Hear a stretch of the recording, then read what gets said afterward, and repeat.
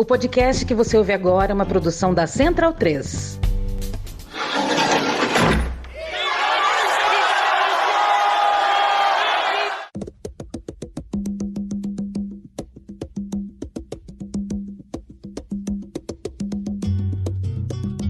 Começa agora a Guilhotina, podcast do Le Monde Diplomatique Brasil. Eu sou Luiz Brasilino e estou aqui com Bianca Piu. E aí, gente, tudo certo? Bom, no episódio de hoje, a gente recebe 3 convidadas. A assistente social Cris Faustino. Oi, Cris, tudo bem? Tudo bem, Luiz, tudo bem.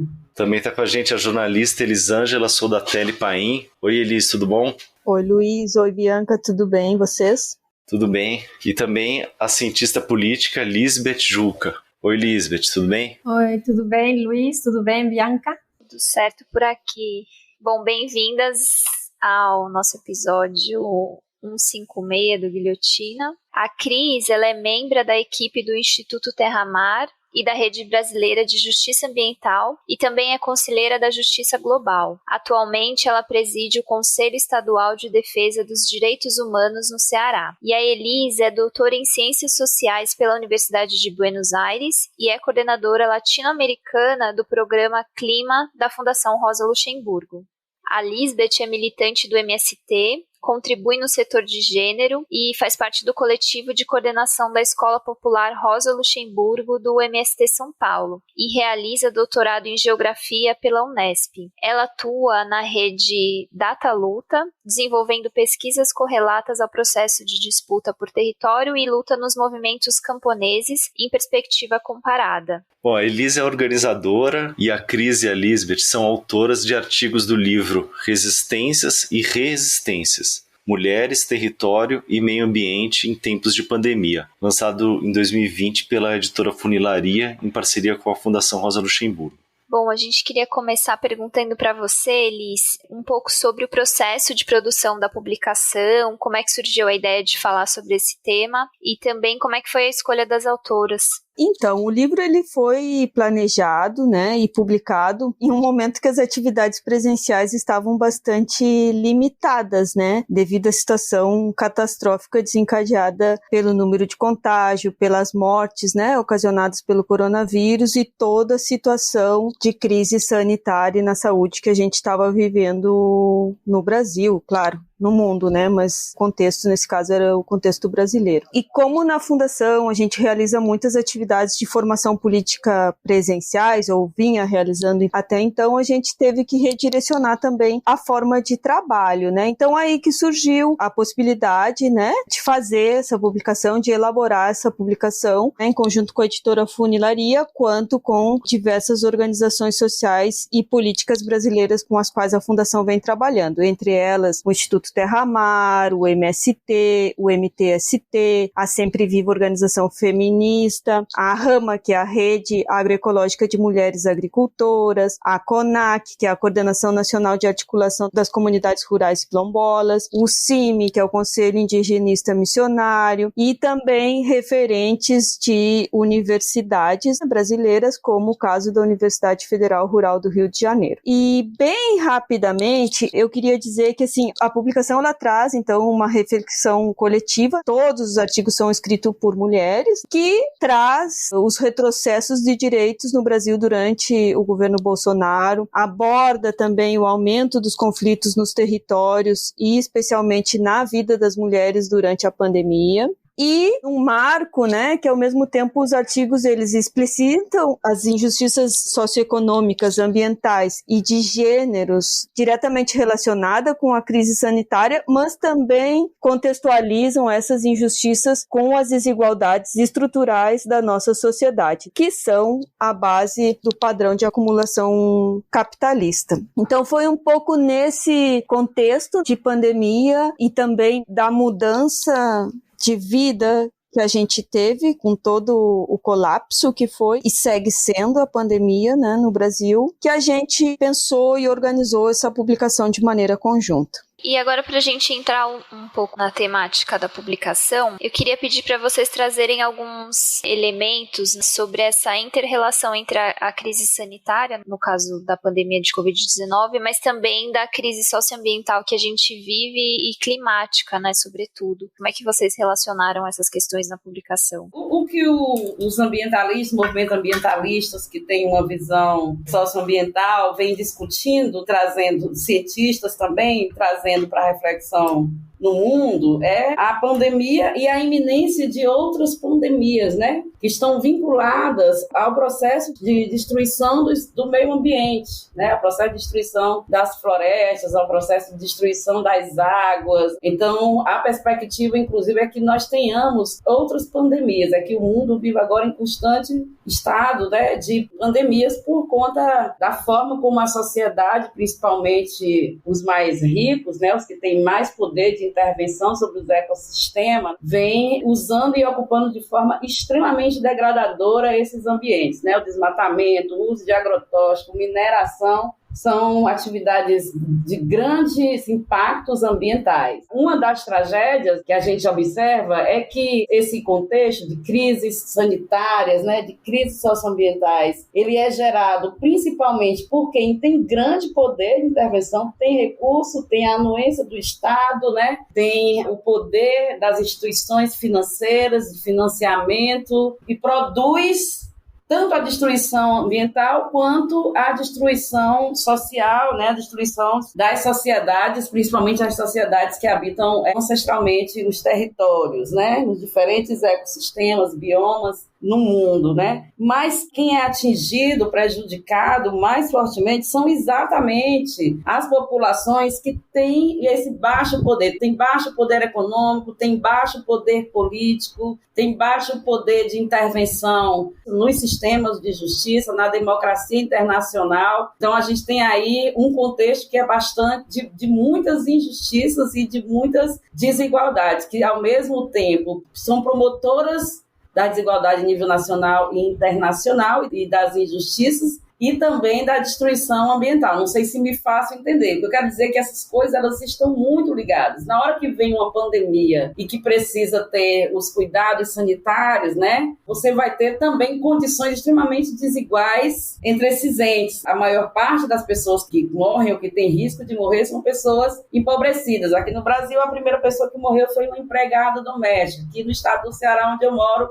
são os bairros de menor IDH que enfrentam mais a letalidade do coronavírus, né? Então, eu penso que todas essas coisas estão bastante articuladas. Os eventos climáticos catastróficos, eles têm alta potência destruidora, são gerados por essa potência destruidora dos grandes negócios, do grande capitalismo, e também tem potência de espalhar veneno, de estender o alcance dos efeitos danosos entre biomas, entre territórios, enfim, um conjunto de questões bastante imbricadas e que, para enfrentar, a gente também tem que construir esse pensamento imbricado e pensar formas estruturais e corajosas, vamos dizer, né, e justas de enfrentar os problemas ao mesmo tempo, porque não se enfrenta um sem enfrentar os outros. Eu creio que essa inter-relação entre crise sanitária, socioambiental e climática, né, e também desde uma leitura coletiva que a gente vem fazendo dentro do MST, é que realmente a crise sanitária que a gente vivencia desde 2020 é a situação mais crítica do próprio modelo de sociedade que a gente vivencia. Isso não quer dizer que a gente não vinha debatendo e vinha colocando isso em pauta, né? Desde a década dos 70, 80, para a gente falar sobre agroecologia, para a gente pautar as formas de como a gente pode propor formas de produção e de cuidado do solo, cuidado da água, né? Que não só as organizações sociais que lutam pela terra, mas que já evidentemente estavam sendo já colocadas pelos povos indígenas. Porém, a crise sanitária, ela vem a mais do que escancarar, digamos, porque já era uma série de violências que acontecia para os diferentes territórios, né? Alguns mais agudizados que outros, mas ele vem a nos colocar em pauta de fato de a gente denunciar esse sistema capitalista e também o próprio exercício estatal enquanto ao uso dos recursos da natureza, mas também como que vem a agudizar a situação do trabalho, né? A companheira, a Cris, colocava ali, né? A gente vê que a primeira vítima da pandemia, né, por conta do vírus, foi uma mulher negra, trabalhadora doméstica, no Rio de Janeiro. Então, isso já vem a nos trazer também a refletir acerca da escalaridade da violência, que tanto o próprio exercício do capital na intensidade de acumulação, ela perpetua também pelas próprias políticas ou a própria ausência do Estado para garantir a vida dos sujeitos, e sim para garantir as condições do próprio agronegócio, da mineração, nesses territórios. Pouco a vida dos sujeitos, das sujeitas, importam. E a gente vem vindo isso, né, dentro de casos emblemáticos que a gente fica sabendo, né, como esse, ou como da criança que morreu também por resultado da patroa lá no Nordeste. Mas existem outras tendências também que a gente vai vendo dentro dos territórios indígenas, do aumento da quantidade das vítimas nesses territórios, mas também a própria ausência e invisibilização dos impactos no campo. Então, acredito que essa situação está muito relacionada, a gente não pode ignorar essas dimensões de atuação e que elas perpassam, sim, no nosso dia a dia. E que seguramente agora vamos ir dialogando um pouco mais acerca desses impactos e quem são aqueles os mais afetados. Elizabeth, falando aí nesse sistema capitalista, como você colocou, se o neoliberalismo tem como uma das suas marcas a retirada de direitos, como a gente tem observado aqui no Brasil desde o governo Temer, né, especialmente com a reforma trabalhista e da Previdência, o desenvolvimentismo ou o neodesenvolvimentismo que tentou-se implementar ou que foi implementado no Brasil aí no período anterior ao golpe de 16, ele seria uma alternativa para garantir esses direitos? Como é que balanço que vocês fazem desse período, desse ciclo anterior? Creio que esse é um marco fundamental para a gente entender a própria radicalidade de como a política foi tratada, né, e quem está no governo enquanto aos próprios interesses, tanto dessa intensificação de políticas que a gente foi acompanhando, né, tanto no setor do trabalho, mas também que vêm sendo vinculadas com o agronegócio, com a mineração, mas que é um marco relevante enquanto a essa consequência de políticas, né? Políticas, como comentaste, né, retirada de direitos, mas também o próprio debilitamento da política da reforma agrária, tanto do discurso de ódio para esses sujeitos que não cabem ou que desafiam o próprio sistema capitalista, né?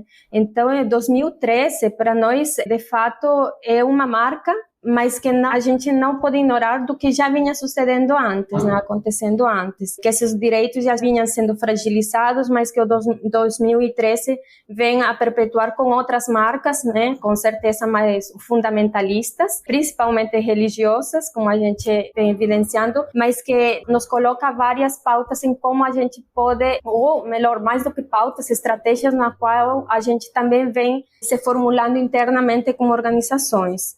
Eu queria falar também sobre esse ponto, né, referente a essa pergunta sobre o desenvolvimentismo, se ele seria uma saída. A resposta ela pode ser muito simples, a gente dizer que não por conta de tudo que a gente experimentou e viveu. Mas esse não, eu acho que ele precisa ser acompanhado de algumas reflexões que são fundamentais para a gente entender, por exemplo, a realidade no Brasil, né? A gente tem um país que ele é fundado na violência e na desigualdade. O Brasil que é fundado pela economia escravagista, pela a dominação colonial branca, que jogou historicamente, né, as populações imensas de povos originários e população negra em estado de antidireito, de anticidadania, sequer reconhecendo a própria condição humana dessas pessoas. Então, historicamente, a maior parte da população brasileira, ela não está contemplada na democracia branca, que tem fundamentos brancos, colonialistas, e são gerenciados pelos mesmos sujeitos que sempre denominaram, né? Que a gente diz assim, principalmente as famílias e os homens e mulheres brancas, ricos. E aí a gente tem um processo de conquista em 1988, na redemocratização, um interessante processo de conquista consolidado na Constituição, mas que também não se consolida, porque logo depois tem, né, o neoliberalismo de Fernando Henrique Cardoso e até chegar no desenvolvimentismo dos governos que a gente costuma chamar dos governos populares, né, da América Latina. Esses governos, eles, de alguma forma, que pensando no Brasil, né,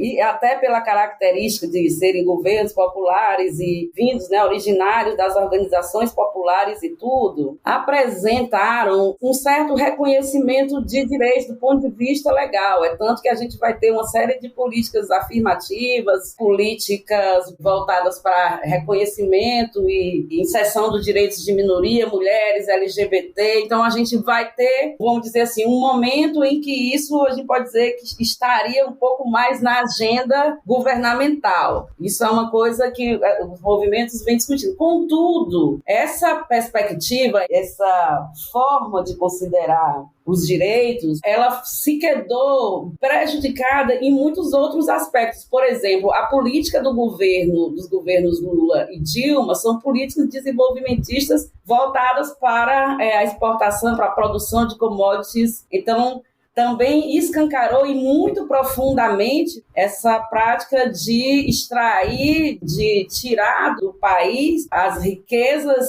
socioambientais, né, como a gente vê isso na mineração, a gente vê isso no agronegócio.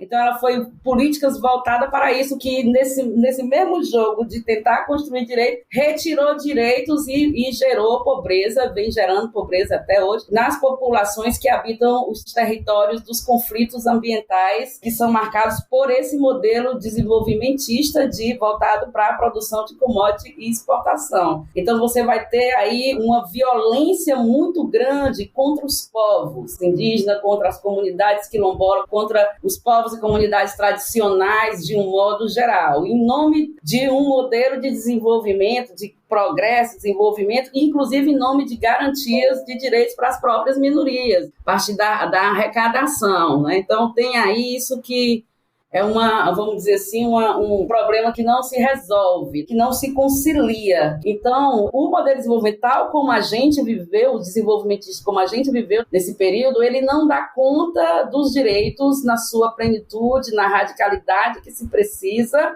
e não se pode, no meu entendimento, pensar em garantir plenos direitos apenas gerenciando aproximação de classes, tirando de cena os conflitos de classe, trabalhando com uma ideia de complementação entre classes, que eu acho que isso marcou muito os governos desenvolvimentistas. Então, e aí acabou gerando uma população que teve mais acesso ao consumo, mas que não teve tanto acesso ou não foi construído processos políticos que pudesse fortalecer a consciência política, a consciência popular. Tanto é que depois o governo do PT foi destituído e depois a população, ou parte da população, elegeu o contrário absoluto, o antinome, né, do que são os direitos. Então, acho que aí ficam muitos buracos e acho muito difícil, acho improvável, de uma certa forma até cínico, né, que a gente possa realmente pensar numa sociedade de direitos, de uma sociedade plena, que considere todas as minorias, que considere o que chamam de minorias, né, que se convencionou chamar socialmente, mantendo elevados níveis de exploração da terra, do território, das classes trabalhadoras, de um modo geral, e da população dos povos e comunidades tradicionais. Então, teríamos que pensar isso com bastante delicadeza, com bastante gentileza, né? Porque também a gente precisa ter o princípio de realidade. Hoje, por exemplo, a situação ela é muito mais grave, porque para mim é completamente diferente quando a gente tem um governo que é declaradamente racista, que é declaradamente anti-direitos humanos, que é declaradamente anti-meio ambiente, né? E que atua isso em consonância, né, em concordância com parte das elites brasileiras, né, inclusive com parte do próprio tecido social da sociedade brasileira. Então, a gente se vê hoje numa situação muito difícil politicamente, né, em que a gente precisa se libertar da extrema-direita, porque é uma violência profunda, é o antidireito, como eu já falei, mas também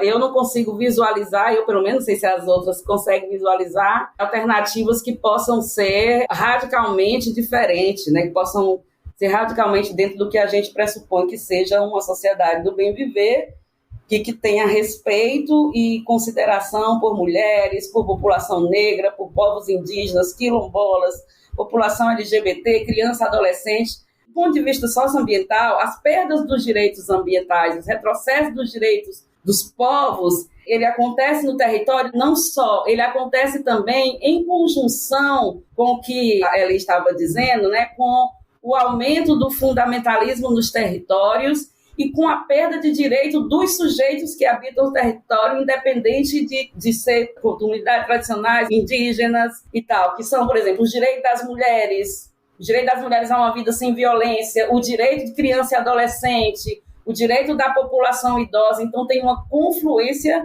de violência e de perda de direitos que impactam gravemente a vida cotidiana e as possibilidades de vivência de direitos mínimos, de condições mínimas de vida. Então, a gente vive uma realidade muito grave em que se colocar entre uma escolha assim, né, desenvolvimentismo, não desenvolvimentismo, aquela coisa, Lula e Bolsonaro é muito complexo e exige da gente, sim, muita serenidade e sabedoria de refletir e tomar os caminhos melhores, né?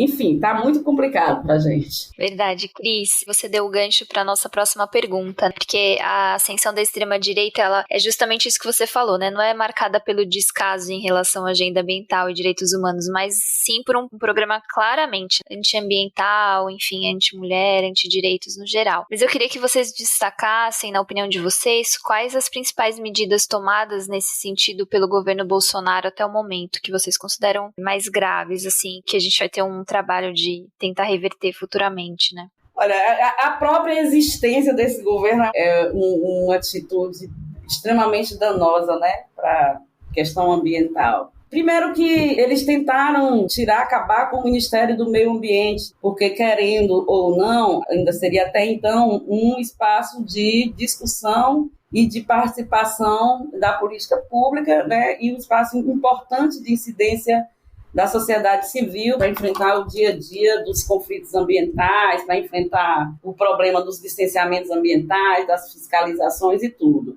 Voltou atrás pela pressão social, voltou atrás.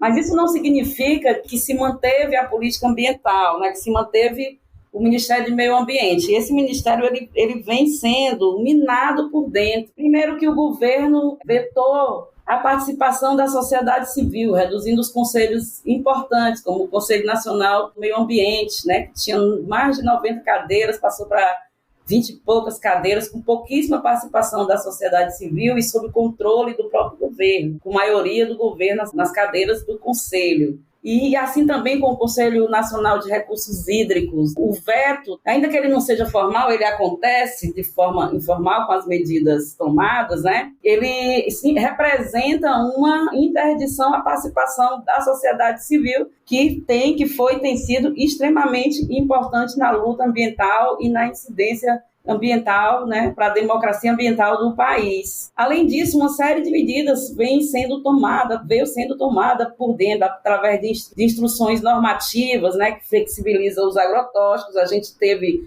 nos últimos anos, uma entrada grande de agrotóxicos no país. Só em 2021 foram quase 600 agrotóxicos aprovados. Esse ano já, agora, no começo de fevereiro, a Câmara aprovou um projeto que super flexibiliza o uso de agrotóxicos com apoio do governo, que centraliza no Ministério da Agricultura a análise sobre proibição ou liberação do uso de agrotóxicos, né, que abre para produtos já proibidos.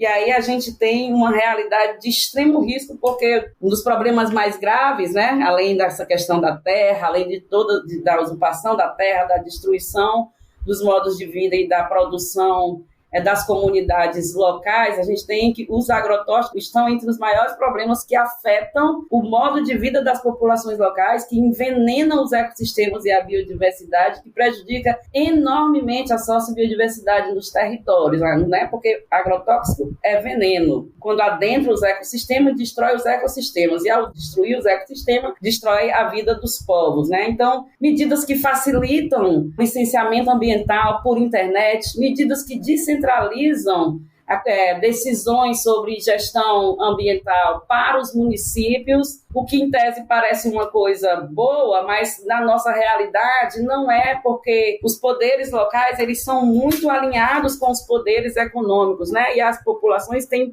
pouquíssima chance de incidência nesse meio. E quando os conflitos envolvem sujeitos locais, e a gente enfrenta altos riscos de violência política e de violência institucional. Para algumas comunidades, é melhor lidar com instâncias federais para tratar os conflitos, né? É melhor lidar com o Ministério do Meio Ambiente, com o Instituto Chico Mendes, em tese, do que lidar com os prefeitos, com os órgãos de meio ambiente local, né? Porque tem ali uma confluência de interesses políticos e econômicos. Embora o governo tenha mantido o Ministério do Meio Ambiente, na verdade a gente tem um processo de desfazimento profundo e complexo da legislação, né, das exigências e das restrições próprias, né, que são necessárias para a conservação e para a proteção dos ecossistemas e da biodiversidade. Além disso, tem um problema gravíssimo, que é a aliança do governo com os ruralistas, né? O governo Bolsonaro,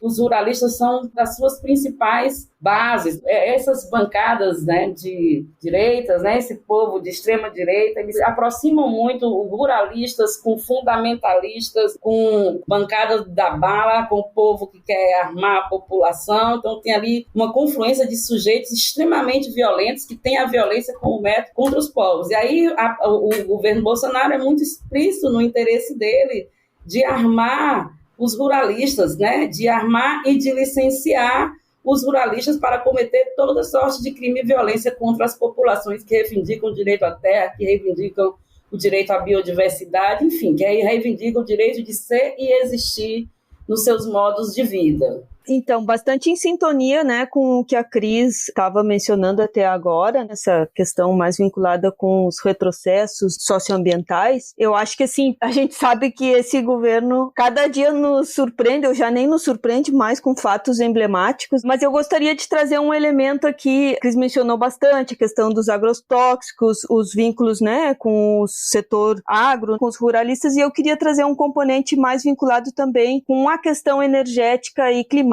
Algumas das contradições bem fortes, né, nos últimos meses do governo Bolsonaro, como, por exemplo, foi durante o lançamento, né, a apresentação do 6º informe do painel intergovernamental de mudanças climáticas em agosto, né, de 2021. No mesmo dia que foi apresentado o informe, o governo brasileiro, através do Ministério da Minas e Energia, apresentou detalhadamente o Programa para Uso Sustentável do Carvão Mineral Nacional, que prevê uma prorrogação da participação do carvão na matriz elétrica brasileira, e indo totalmente na contramão das tendências mundiais para fomentar ou incentivar processos de transição energética em favor da redução dos combustíveis fósseis. Também já na sequência desse programa, já em 2022, o governo aprovou o projeto de lei que prevê aumentar esses incentivos para o carvão mineral, né? E a gente sabe que o carvão mineral, a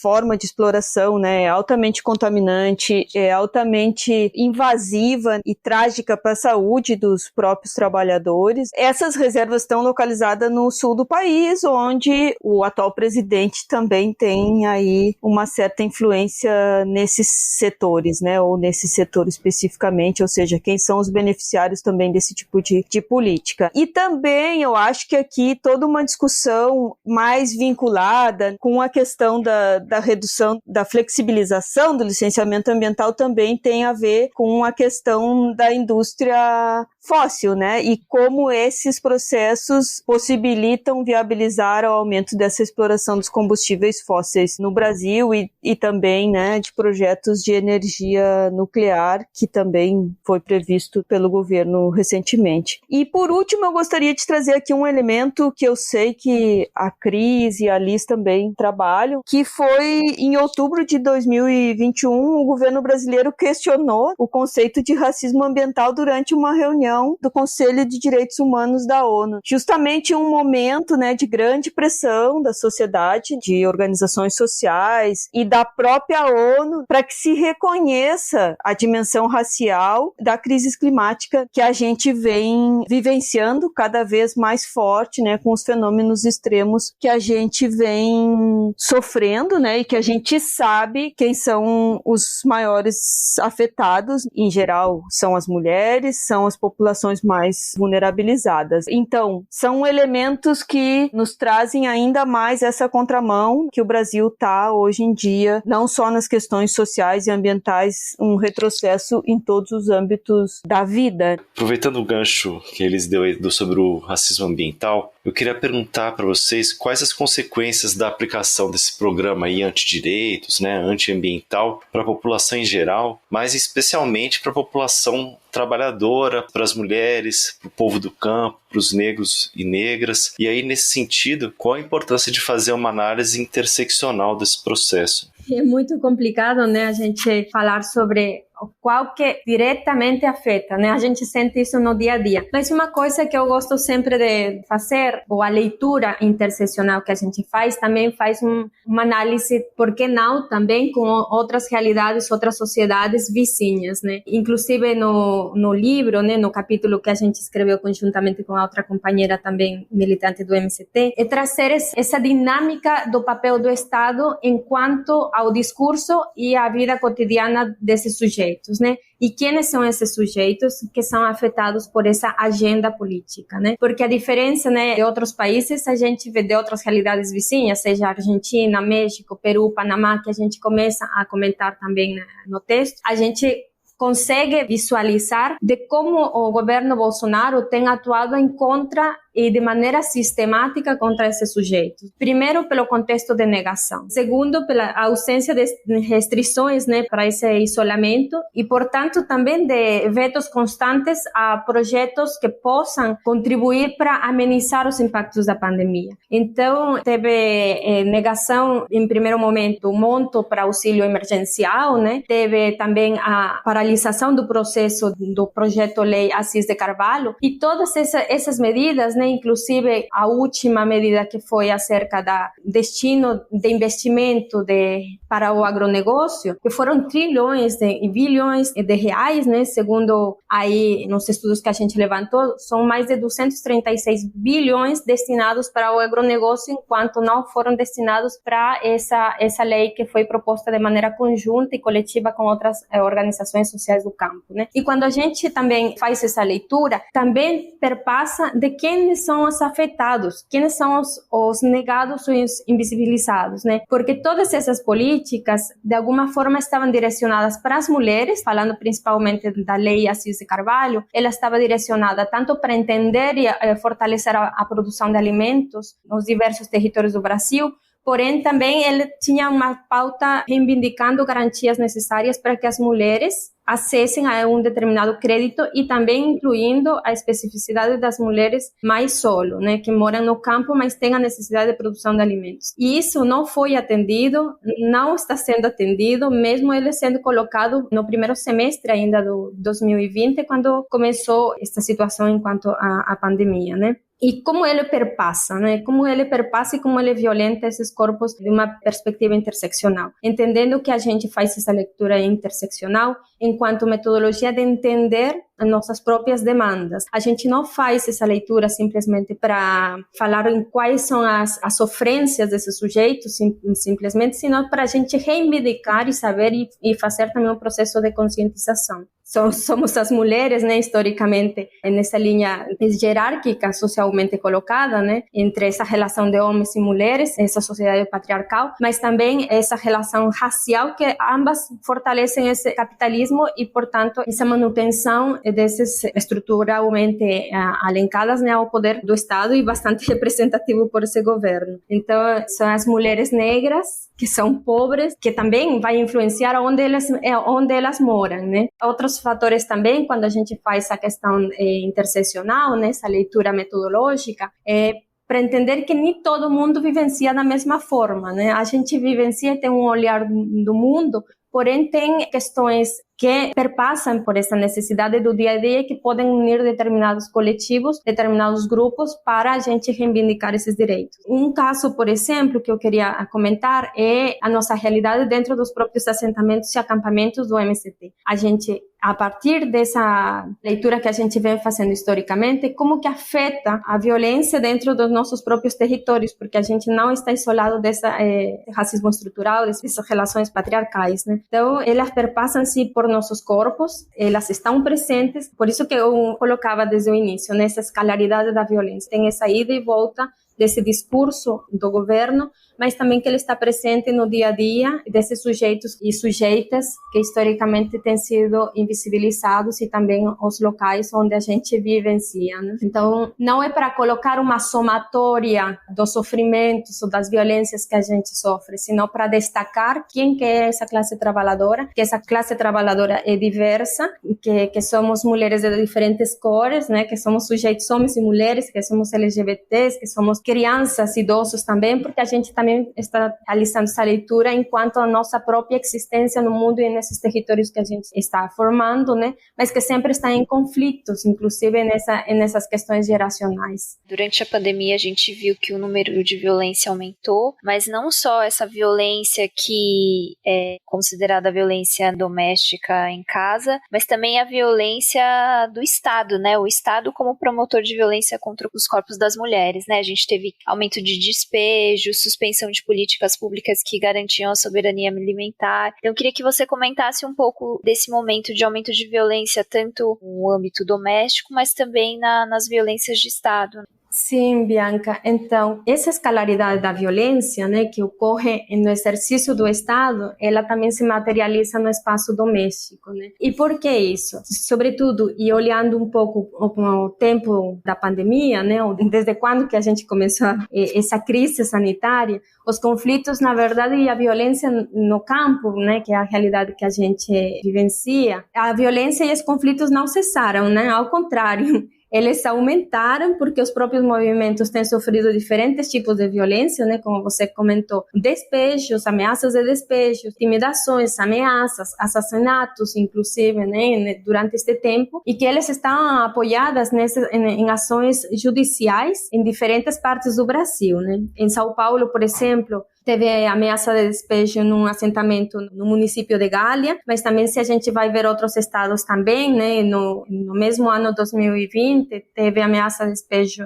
mais ou menos em agosto, em Minas Gerais. Então, onde as principais vítimas desse processo são as mulheres, porque as mulheres são expulsas dos territórios, são remoções forçadas, que elas estão aprovadas, que elas, inclusive, às vezes foram em contra de medidas temporárias, né, como o próprio STF colocou a lei federal que suspendia os despejos durante a pandemia, porém isso não foi de fato cumprida em alguns territórios. Quero destacar aqui, teve a campanha de despejo zero para buscar soluções para essas famílias afetadas, mas a gente vê que teve um grande número dessas expulsões. Segundo a campanha, inclusive, de Despejo Zero, teve mais ou menos, por enquanto, mais de 23.500 famílias expulsas, né? E mais de 123.000 famílias ameaçadas de despejo. Então, é uma contínua violação de direitos humanos, né? E há uma tensão constante dessas famílias de se aonde eu vou ir se eu vou ser despejada, né? Onde que eu vou morar com minha família, né? E isso também que as coloca em uma situação vulnerável, né? Porque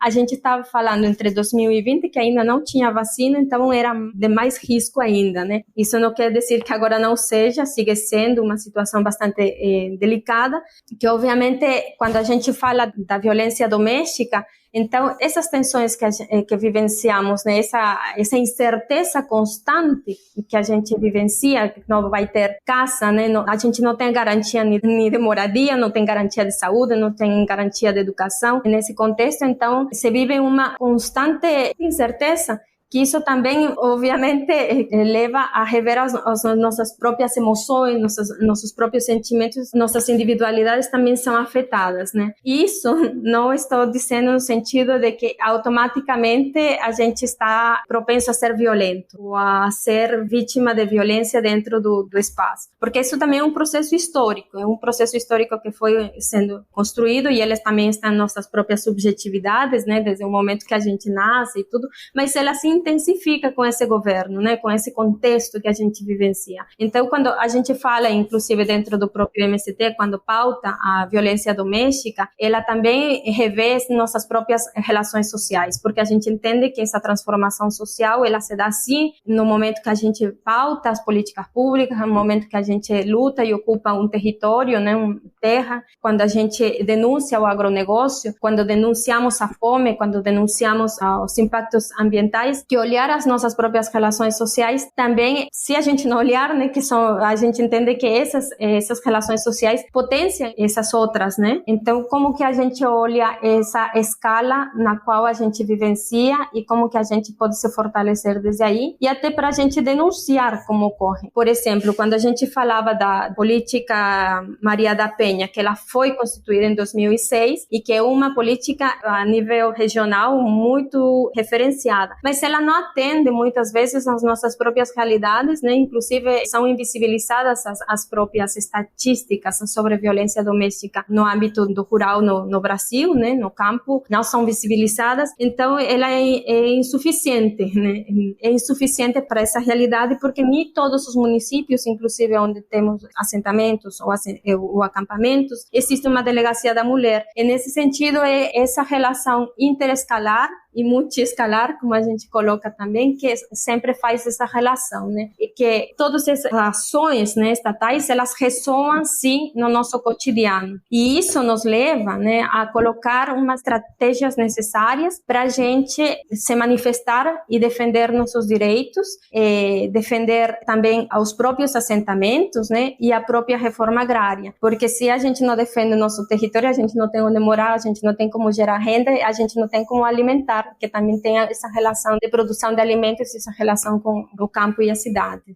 Além de toda essa aliança, né, com as elites, esse assentamento no capitalismo que é do mais primitivo método, né, é um método da violência física e do extermínio escancarado, que nunca também deixou de existir no Brasil, o bolsonarismo ele faz emergir aqueles sujeitos que são ressentidos com as minorias e com as conquistas de direitos, né? Então você vê aí o surgimento de um macho branco dominador que agora está licenciado pelo poder público a dizer e a fazer tudo aquilo que acha que é preciso fazer contra as minorias, contra mulheres, contra LGBTs, contra a população negra, né? Então, a gente tem esse racismo e essas dimensões de desigualdade e injustiças na estrutura do Estado, colocado na estrutura do Estado e também derramada pelo tecido social. Então, nós vamos ter aí, nos últimos tempos, né, um aumento muito grande, ou pelo menos uma visibilidade maior por conta da movimentação que as tecnologias e as redes sociais trazem para a gente, né? Do recrudescimento, do extermínio da juventude negra, da população negra, que sempre aconteceu. Mas quando se tem um consenso social, né, isso se agrava e aumenta os níveis de crueldade, a tortura sempre foi um método das elites contra a população negra e indígena, sempre foi. É um método de dominação, né? E hoje ela se restabelece licenciada pelo governo. Então você tem uma agudização também do genocídio dos povos indígenas, você tem uma negação da existência e uma animalização da população negra quilombola, né? Você tem um aumento descomunal do feminicídio e do transfeminicídio, né, como fato e como coisa defensável, né? A gente tem uma banalização da cultura do estupro e um processo de debate público em que a gente tem que se deparar cotidianamente com o que tem de pior, de mais arcaico, de mais perverso na formação e nos valores sociais, né? Que é o resgate desse lixo e vai recair duramente, mas ao mesmo tempo você tem também um processo incrível de remobilização, de articulação e de produção de uma inteligência crítica incidindo na sociedade, né? Incidindo, colocando, você vê que aí a gente tem várias coisas que viram debate, coisas que acontecem no dia a dia e que viram debate e que as pessoas precisam se posicionar. Então, a gente tem, no meu entendimento, esse momento quente de debate público em que todo mundo resolveu participar da política e ter uma opinião pública, e isso tem esse preço, né?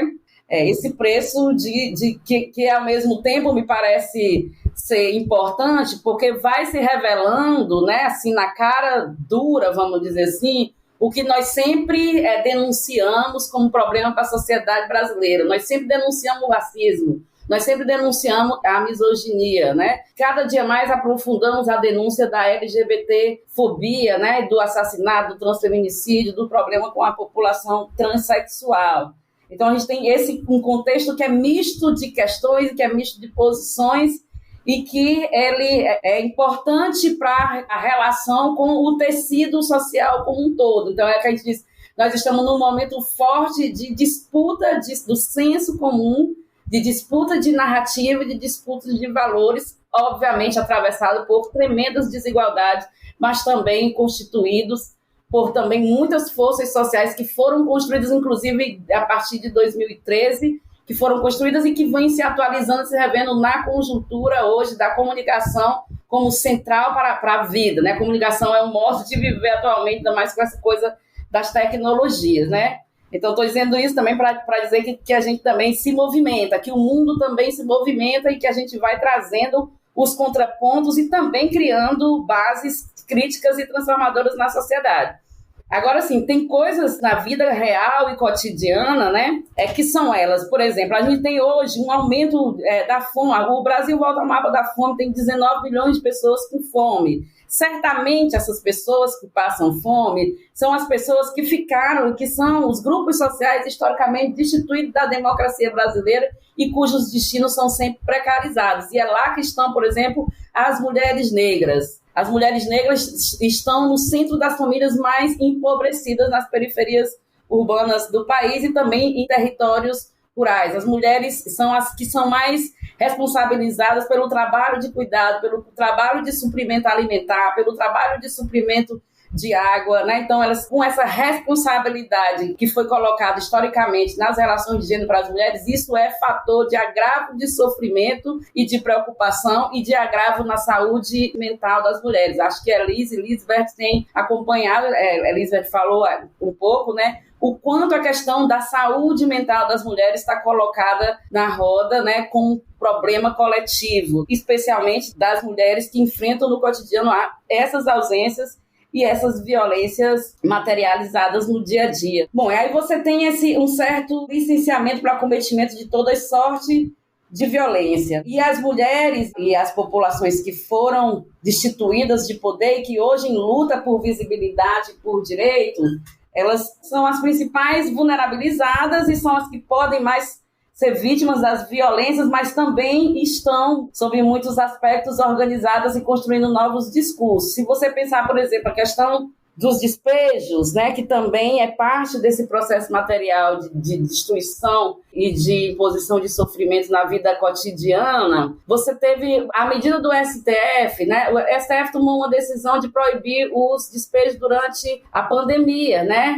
Especialmente dos despejos das ocupações que foram feitas antes da pandemia. Com as que aconteceram durante a pandemia, precisavam estar, os despejos, né, os deslocamentos precisavam estar amparados pelo Estado, né, pelas políticas necessárias, né, pelas prefeituras e pelos estados. Mas isso foi completamente desconsiderado, como bem a Lisbeth estava falando. Inclusive, nesse momento da pandemia, muitas famílias tiveram que ir para a rua, a população de rua teve uma transformação nesse perfil, um pouco de transformação, pelo menos aqui em Fortaleza, nesse perfil, pessoas que a população de rua aumentou nos bairros, né, nos bairros periféricos, nos bairros que não centro da cidade, e muitas das pessoas que foram para a rua, elas tinham casa e tinham outro modo de vida. Então, ao mesmo tempo em que a pandemia levou o povo para a rua, também aconteceram os despejos, especialmente contra as pessoas que fizeram ocupação durante a pandemia. E nesses processos, as mulheres estavam, e como responsabilizadas pelos mais vulnerabilizados, crianças, adolescentes, enfermos,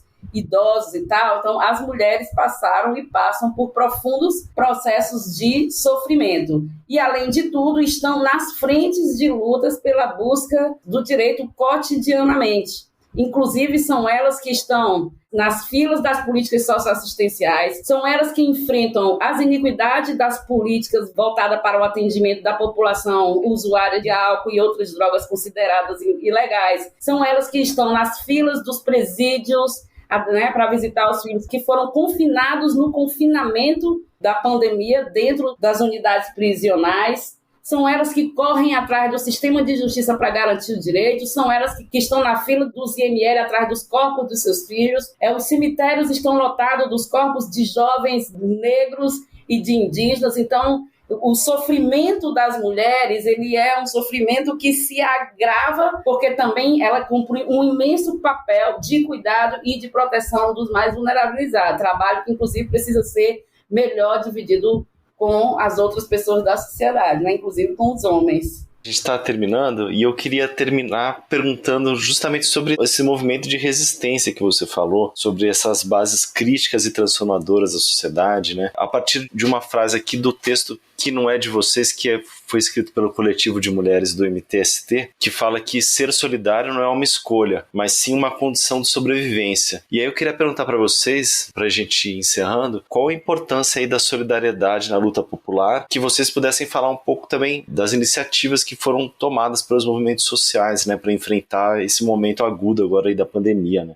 Eu queria destacar aqui que a gente, apesar desse contexto desolador e de desgoverno que a gente está vivenciando e que a gente tem um esperançar para o ano que vem, né? Ou já neste ano, já com as eleições, né? Sobretudo olhando esse contexto geopolítico na América Latina, a gente tem uma esperança enquanto ao próprio fortalecimento das próprias organizações, né? Entendendo que o contexto não está longe das próprias estratégias, ao contrário, sempre vão abraçadas, né, das estratégias organizativas. E isso não está afastado, inclusive, das nossas próprias estratégias que a gente foi construindo com as próprias mulheres. Só para colocar aqui, né, acerca das ações solidárias, o MCT realizou várias doações, né, muitas doações a nível nacional, não só de alimentos in natura, né, senão alimentos também preparados, também produtos sanitários, né, para diminuir o contágio ou tentar diminuir esse impacto, buscando outras formas de arrecadar fundos, né, para as famílias, não só no sentido interno dos territórios, senão também buscar essa dialogicidade com essa construção que o MCT vem fazendo há muito tempo, né, campo-cidade. O MCT vem realizando várias campanhas, incentivando a nível nacional, e entre elas, por exemplo, também plantar árvores, produzir alimentos saudáveis, né, que reafirma essa necessidade de atuação para confrontar esses impactos socioambientais, né, dentro dos territórios, mas também em outras áreas onde o MCT consegue fazer esse tipo de ações, né? Mas a gente entende que esse plantio de alimentos não está dissociado da produção de alimentos saudáveis, né? Então, a gente busca, através disso, imitar a natureza, e isso está sendo pautado constantemente, é uma ação constante do MCT e uma ação que implica uma articulação também com outras organizações, mas também buscando uma conscientização acerca disso, né, acerca da saúde ambiental dentro dos territórios. Isso não está afastado, ao contrário, está muito articulado com a nossa campanha também, que iniciou em 2020, que é a campanha contra os vírus e as violências, que o próprio setor de gênero pautou, e as diferentes regiões começamos a buscar nossas próprias estratégias internas, e no estado de São Paulo, a gente construiu coletivamente, não só o setor de gênero, mas ele surgiu e nasceu desde uma necessidade do setor de gênero, a gente construir a rede de combate à violência doméstica, conjuntamente com outros setores, setor saúde, coletivo da juventude, coletivo de LGBT, enfim, diversos outros setores que a gente conseguia buscar estratégias para enfrentar essas violências, né, que afetam as mulheres. E eu preciso deixar aqui também, né, que foram as mulheres, na maioria, que buscamos essa conspiração de diferentes territórios dentro do estado de São Paulo, né, dentro dos assentamentos, acampamentos, jovens e LGBTs também, buscando estratégias que nos ajudem a buscar alternativas para enfrentar esses impactos à saúde ambiental, né. Inclusive, dentro da rede de combate à violência doméstica, a gente também tem como parceiros uma rede de psicólogos, psicólogas e advogados e advogadas populares que fazem parte dessa estratégia enquanto a enfrentar essas violências. Dentro do MST, inclusive, já tem um sem número de atendimentos. A rede de saúde ambiental, que está conformada a partir de entre 10 a 20 profissionais, isso tem nos ajudado muito, porque a gente está falando de toda a base social do MST dentro dos territórios, mas também a gente entende a necessidade de fazer um autocuidado dos companheiros, companheiras, né? Entendendo que toda essa carga de tarefas também foi se apresentando e principalmente acima da vivência das mulheres. E para falar sobre a questão da rede de combate à violência doméstica, que é uma questão que a gente destaca no livro e justamente para tentar visibilizar esse processo, essa estratégia construída e iniciada por mulheres, mas que não se trata somente de denunciar as violências que elas sofrem, né, ou que os companheiros e companheiras LGBT sofrem, ou que os jovens, as crianças sofrem, mas também de buscar, através desse mecanismo, um processo de formação e conscientização. A gente, através da rede, conseguiu elaborar, né, materiais audiovisuais, materiais só áudio, também buscando que cheguem esses materiais nos territórios, principalmente onde não tem internet, onde não tem celular.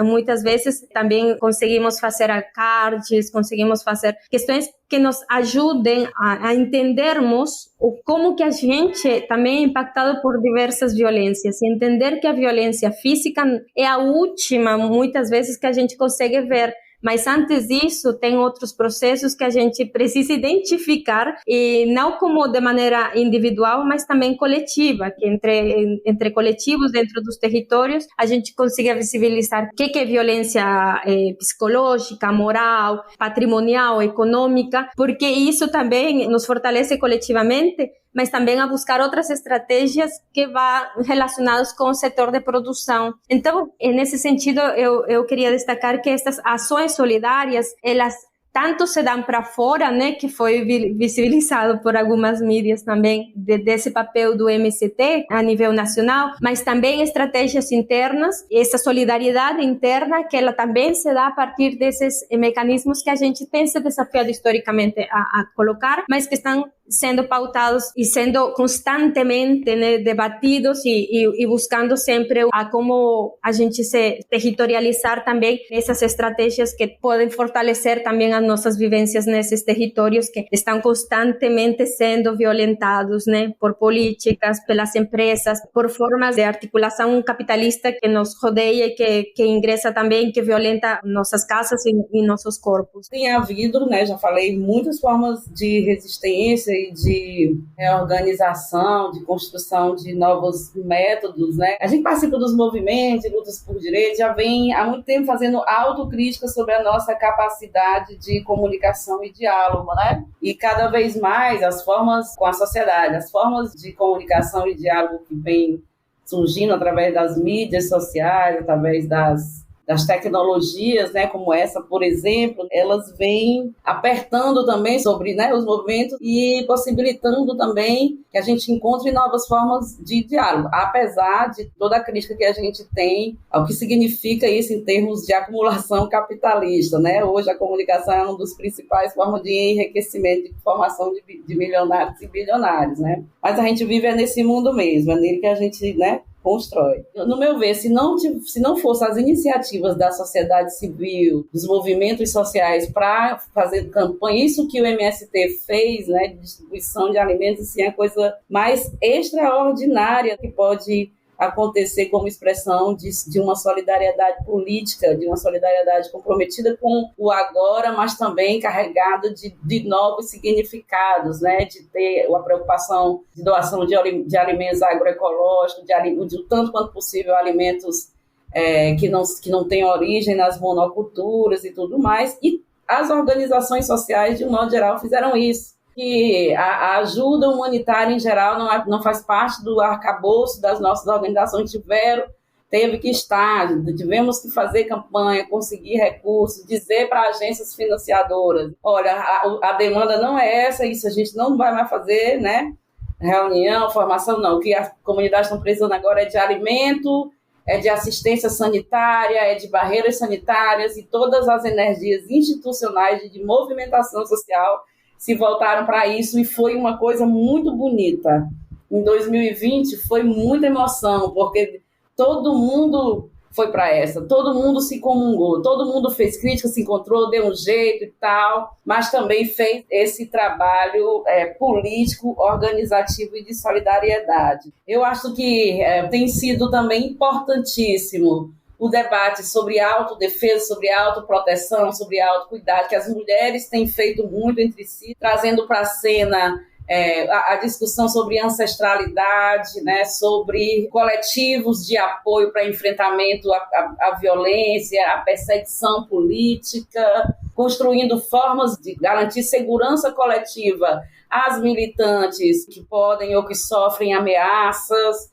Então, está se encontrando formas de sobreviver e de conviver nesse cenário, mas essas formas não são só sobrevivências e convivências do imediato, elas são carregadas de processos de construção de novas formas de um fazer político sobre as estruturas de desigualdade. Na hora que as mulheres se encontram, se reconhecem, estabelecem, constrói identidade, se respeitam nas identidades, vai sendo ampliada a nossa força, para falar das mulheres, mas muitos outros sujeitos também, vai sendo ampliada a nossa força, como, por exemplo, a população negra vem construindo formas decisivas de denunciar o racismo, trazendo a linguagem dos seus antepassados, a linguagem dos intelectuais negros, a linguagem dos intelectuais indígenas, né?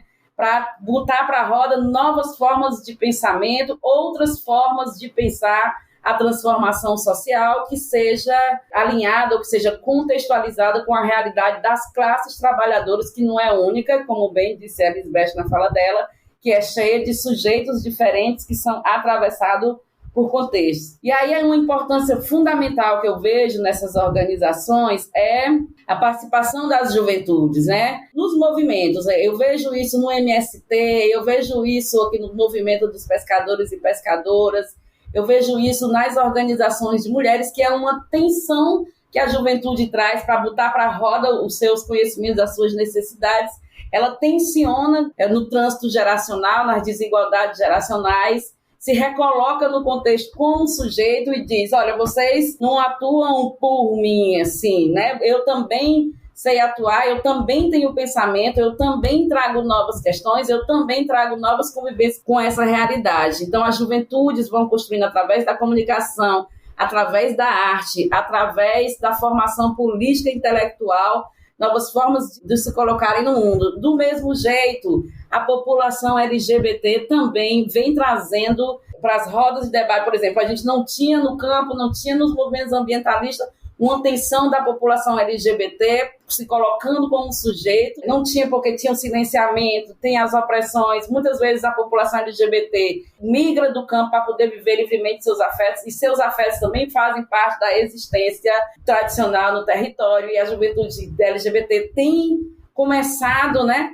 com dificuldade a trazer esses pautas para a roda e tem tensionado os movimentos e as organizações, e eu acho que é assim que a gente vai construindo entendimentos e narrativas radicalmente solidárias e radicalmente alinhadas umas com as outras. Eu acho que isso aqui deve ser o verdadeiro significado daquilo que a gente dizia pós-Marielle. Ninguém solta a mão de ninguém. Isso não pode ser uma coisa vazia que se constrói sob alianças superficiais e convenientes, né, num determinado momento. Eu acho que isso tem que ser uma determinante ética do nosso fazer e justa e comprometida com a felicidade, né? A felicidade não é aquela felicidade, não estou falando de felicidade piegas, mas eu estou falando de uma felicidade no bem viver, na justiça e na igualdade, porque os conflitos os humanos são conflitos, que é da nossa própria condição, né?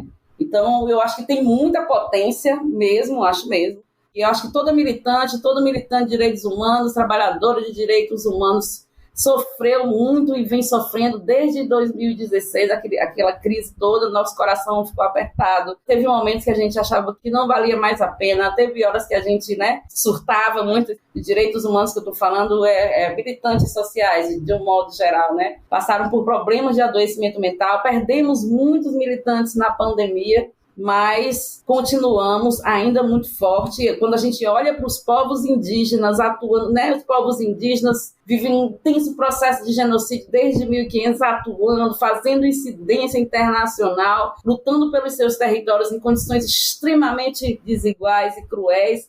A gente começa a pensar, poxa, então nós temos forças e existem muitos sujeitos em quem a gente pode se inspirar. A população negra deveria não existir mais, ela deveria ter sido exterminada pelo poder do racismo dos brancos, e muito já foi feito, muitas tramas já foram feitas nesse sentido.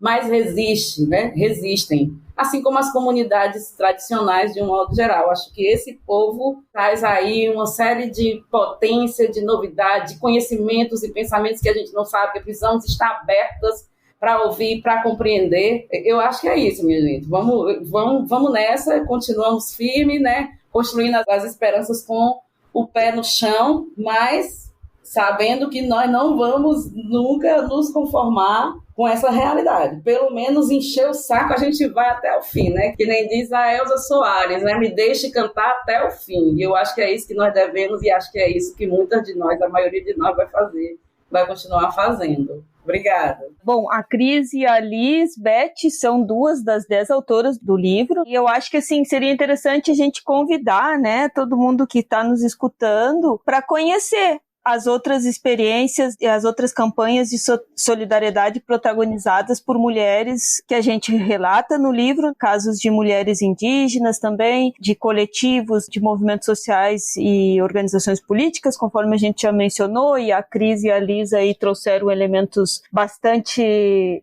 relevantes para o contexto que a gente vem enfrentando, mas também eu queria mencionar assim que quem puder acessar o livro, né, nas redes sociais, tanto da Funilaria, da editora Funilaria, quanto da Fundação Rosa Luxemburgo, vão encontrar também práticas e vivências das organizações do campo e da cidade de como assegurar a soberania alimentar e fortalecer, por exemplo, a agroecologia camponesa, né, como tanto Liz e Cris mencionaram. E eu acho que também uma das partes muito bonitas assim, das reflexões que traz o livro é toda essa questão mais vinculada com as ações das mulheres indígenas, que trazem o cuidado como uma potência de luta e articulação. Então eu acho um pouco com essas últimas reflexões, a gente convidar todo mundo aí a acessar o material e poder seguir espaços de debates e discussões para a gente continuar tanto os processos de solidariedade que ainda a gente está vivendo em plena pandemia, quanto plantando algumas sementinhas para uma sociedade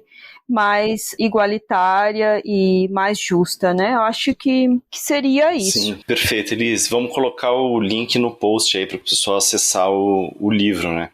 Bom, hoje recebemos as autoras do livro Resistências e Resistências. Mulheres, Território e Meio Ambiente em Tempos de Pandemia. A Cris Faustino, Elisângela Sodatelli Paim e a Lisbeth Juca. Gente, muito obrigado pela participação. Obrigada também. Obrigada pelo convite. Obrigada. Maravilha, gente. Valeu demais pela conversa. O Guilhotina é o podcast do Le Monde Diplomatique Brasil e você pode acompanhar as notícias e análises do jornal nas redes sociais e também no nosso site. E para apoiar este projeto, assine a edição digital ou impressa no link diplomatique.org.br/assine. E para sugestões, críticas, é só escrever para a gente no guilhotina@diplomatique.org.br. Até a próxima. Até semana que vem.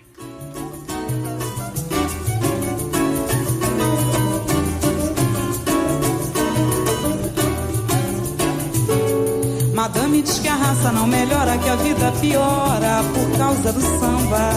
Madame diz que o samba tem pecado, que o samba, coitado, devia acabar. Madame diz que o samba tem cachaça, mistura de raça, mistura de cor. Madame diz que o samba é democrata, é música barata sem nenhum valor. Vamos acabar com o samba, Madame não gosta que ninguém sambe. Vive dizendo que o samba é vexame, pra que discutir com Madame? Vamos acabar com o samba, Madame não gosta que ninguém sambe. Vive dizendo que o samba é vexame, pra que discutir com Madame? No carnaval que vem também concorro, meu bloco de morro vai cantar ópera. E na avenida entre mil apertos vocês vão ver gente cantando concertos. Madame parafuso a menos, só fala veneno. Meu Deus, que horror!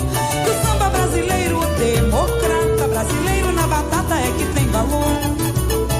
Vamos acabar com o samba, madame não gosta que ninguém sambe. Vive dizendo que samba é vexame, pra que discutir com madame? Vamos acabar com o samba, madame não gosta que ninguém sambe. Vive dizendo que samba é vexame, pra que discutir com madame? Madame diz que a raça não melhora, que a vida piora por causa do samba. Madame diz que o samba tem pecado, que o samba, coitado, devia acabar. Madame diz que o samba tem cachaça, mistura de raça, mistura de cor. Madame diz que o samba democrata é música barata sem nenhum valor. Vamos acabar com o samba, madame não gosta que ninguém sambe. Vive dizendo que samba é vexame, pra que discutir com madame? Vamos acabar com o samba, madame não gosta que ninguém sambe. Vive dizendo que o samba é vexame, pra que discutir com madame? No carnaval que vem também concorro, meu bloco do morro vai cantar ópera. E na avenida entre mil apertos vocês vão ver gente cantando concertos. Madame tem um parafuso a menos, só fala veneno. Meu Deus, que horror!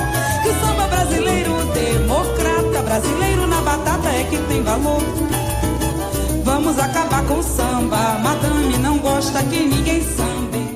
O Guilhotina é um podcast do Le Monde Diplomatique Brasil. O roteiro, a produção e a apresentação é de Bianca Pio e Luiz Brasilino.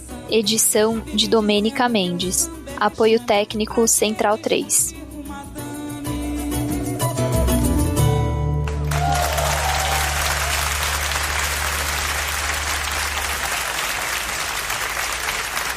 Obrigada. Gostou desse programa? Bom, né? Ele faz parte da campanha hashtag O Podcast é Delas 2022. Procure pela hashtag durante esse mês de março nas suas redes sociais e encontre muitos outros programas promovendo mulheres no podcast. A lista completa dos episódios você encontra em opodcastadelas.com.br.